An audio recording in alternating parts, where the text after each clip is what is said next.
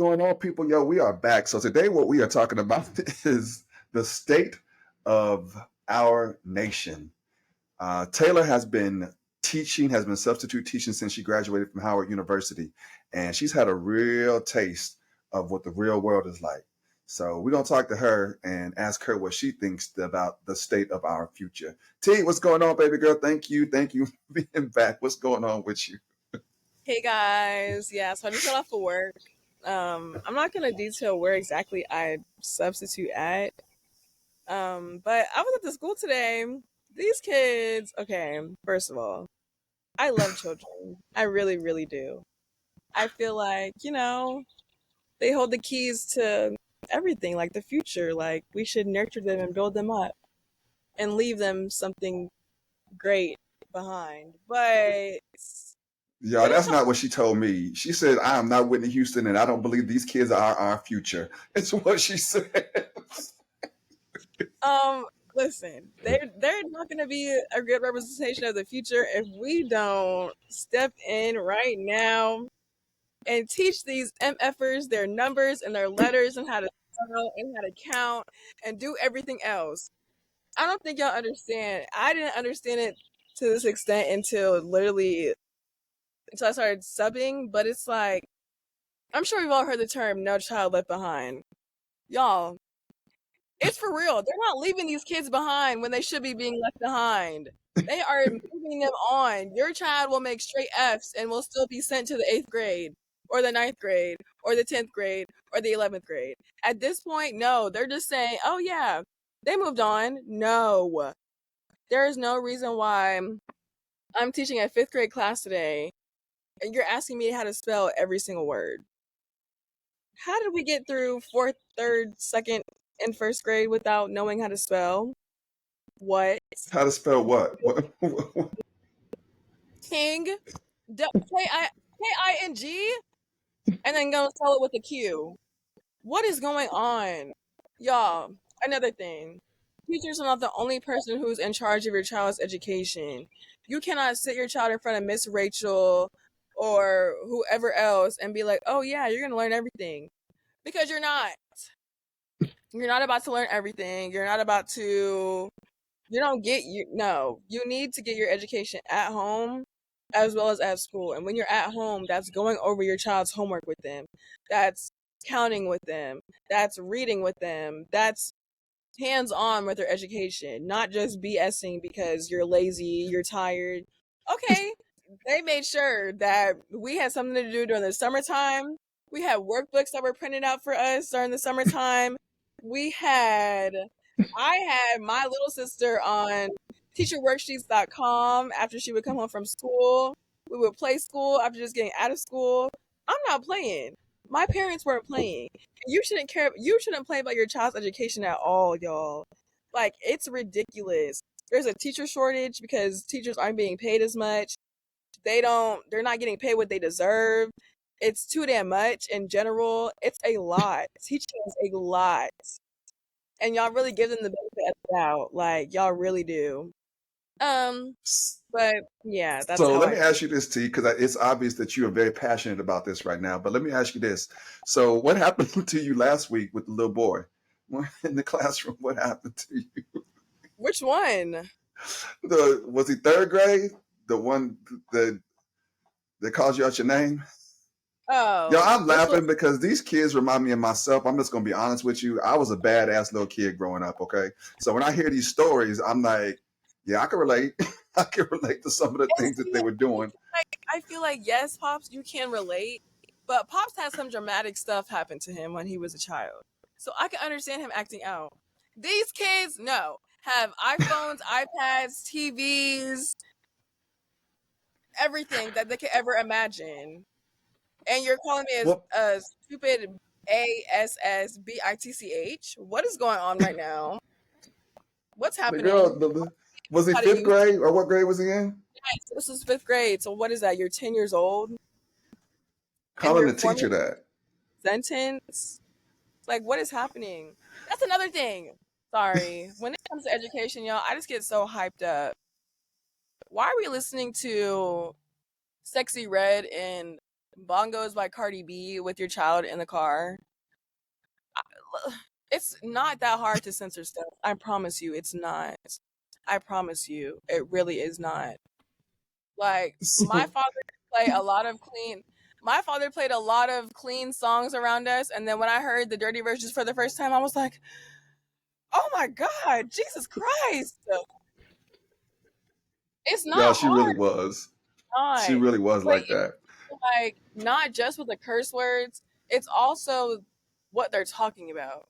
It's Because the your content. right, your child should not be talking about, I'm trying to get my coochie scratched. Yeah. What? What? Like, what is going on right now? Why are we talking about this? Why is this a conversation? This, this is out of Yes. control. This is out of control. And So so, yeah. what are your solutions to some of the issues that are going on in the school systems right now? What do you think that people should be doing, or what should be? I mean, you already said that the parents definitely should be educating them at home, which I agree 1,000%. It does not just stop at the school. I understand that people got to work, but so did I. And my child's education was the most important thing. So that's not really an excuse. Um, Making sure that you are staying. I'm sorry, I asked you. You tell me. What are some other um, things that you feel like that people could do? so making sure that you're engaged, making sure that you know who is in charge of your child for 8+ hours. Make sure you form a relationship with your teachers because they're with your child for 8+ hours every day. Um, Make sure that you Y'all, I'm know how sorry, your T. I gotta interrupt real quick, but y'all, I'm telling y'all now, I will pull up on my kids at school. I would literally pull if they acting up in school, I will pull up on them, and their teachers knew that. So their teachers would call me and be like, and especially Taylor, she was always acting a fool in school. So but she wasn't calling teachers out their names. She was just very stubborn. So if she got in her head about something, he was like, "Hey, I need you to go sharpen your pencil." She'd be like, "Nope," and it would come out of nowhere. So the teachers would always be like flabbergasted, like, "Wait, this is not like the little sweet Taylor that we know. Something must have happened." So anyway, but yeah, they would call me, and I would literally pull up. I would pull up to the school. Taylor would be nervous, but we would have a conversation. Like, "No, this is education. You can't be in here acting a fool, acting out." yeah, no, Sorry, for I real. interrupted you, but I'm still No, listening to that's you. fine. That's a good example. But be that parent. Let those teachers know I will pull up because of my child's education. There is only one chance that they will get this education for free, and it's K through 12. So let's take advantage of it, please. Another thing, I know that sometimes where we live can impact where we go to school at. But if you can, try to do your research on the best schools in your area because I feel like a lot of the times we just automatically, oh, my child's zoned here, so they have to go here. No, explore your options.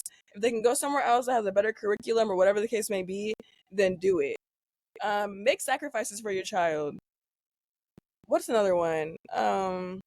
Show up for your child.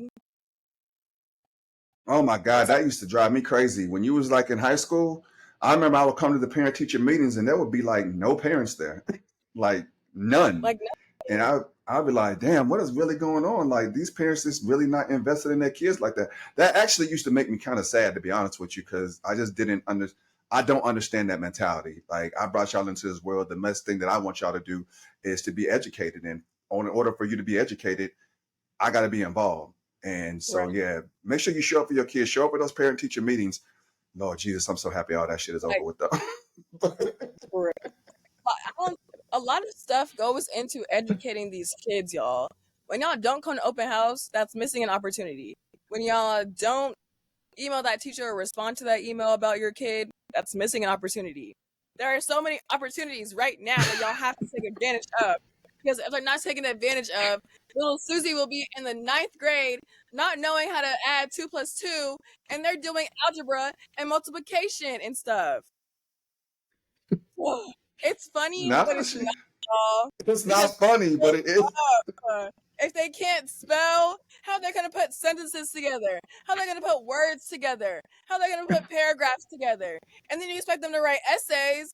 They can't spell. Okay, baby girl. We got it. Y'all, she's very passionate about this subject now because she's very passionate about education and educating your children or other teachers out there, I think what I hear the most is just her being empathetic to the other teachers and knowing what they got to go through and like feeling actually bad for them because they got to go through some of this stuff.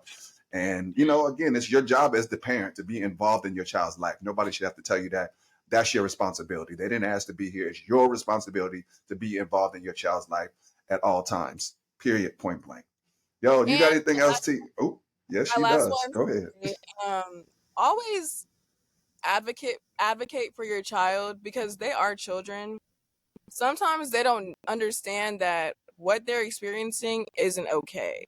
So when they come and tell you stuff like, "Oh, my teacher had me sitting or doing this or blah blah blah blah," and it doesn't sound right, sound the alarms. Okay? Go to your principal or whoever your social worker because y'all didn't know y'all had social workers in the school. Yes, you do. Go find them. Just utilize your resources and just go find them out. Like go advocate for your child because a lot of times people don't do that and then everybody's confused and everybody's just lost. So we got this, you guys. It's just Yo, I mean, that's another reason why I'm saying that, like, you got to make sure that you pull up. You know, you got to have a relationship with your teachers, with your kids' teachers. You have to have that relationship with them. And I developed a relate. I mean, Taylor used to hate it because, like, I would like really have relationships with her teachers. Like, nah, we're gonna have a conversation. Where is she excelling at? Where does she need help at? And I would be in constant contact with them, constant. And she used to drive her. It used to drive her crazy. But yeah. look at you now. Look at you now. Hey, y'all, that does conclude our episode today of the state of our nation, where we at with this education system. So we appreciate y'all tuning in. As always, be good to yourself, be good to others, because you are. There we go. Let's get it.